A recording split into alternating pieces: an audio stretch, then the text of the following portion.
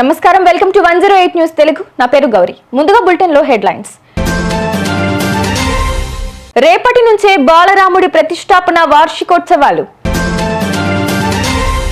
పటిష్ట బందోబస్తు మధ్య మణికొండలో హైడ్రా కూల్చివేతలు. హైడ్రా కమిషనర్ రంగనాథ్ ఆదేశాలతో చర్యలు. సంక్రాంతి వేళ గుడ్ న్యూస్ చెప్పిన ఏపీ ప్రభుత్వం.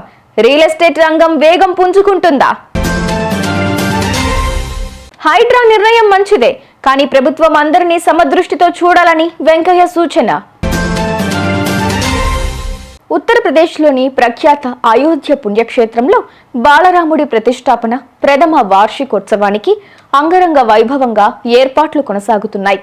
రేపటి నుంచి 13 వరకు నిర్వహించే ఈ ఉత్సవాల్లో సామాన్యులకు పెద్దపీట వేయాలని రామాలయ ట్రస్ట్ బోర్డు నిర్ణయించింది.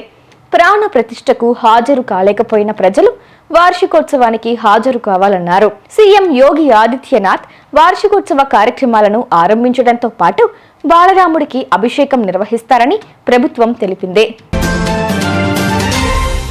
మణికొండ పరిధి నెక్నాంపూర్లోని లేక్ వ్యూ విల్లాస్ లో అధికారులు శుక్రవారం కూల్చివేతలు చేపట్టారు.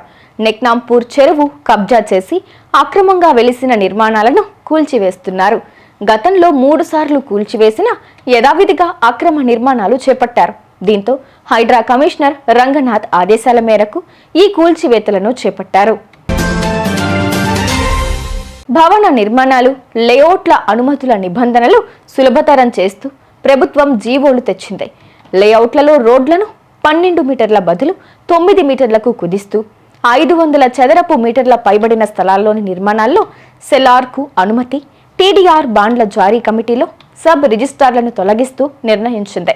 సంక్రాంతి కానుకగా బిల్డర్లు, డెవలపర్లు ప్రజలకు అనుకూలంగా జీవోలు తెచ్చామని, దీంతో రియల్ ఎస్టేట్ రంగం పుంజుకుంటుందని మంత్రి నారాయణ చెప్పారు.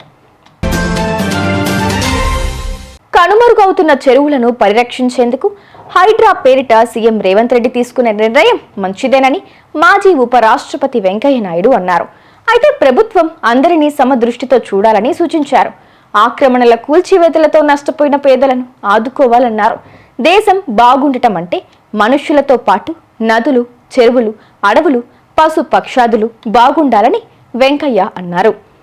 చూసారుగా, ఇవి ఇవాల్టి బులెటిన్ అప్డేట్స్. మరో బులెటిన్తో మళ్ళీ మీ ముందుకు వస్తాను. అంతవరకు కీప్ వాచింగ్ 108 న్యూస్ తెలుగు.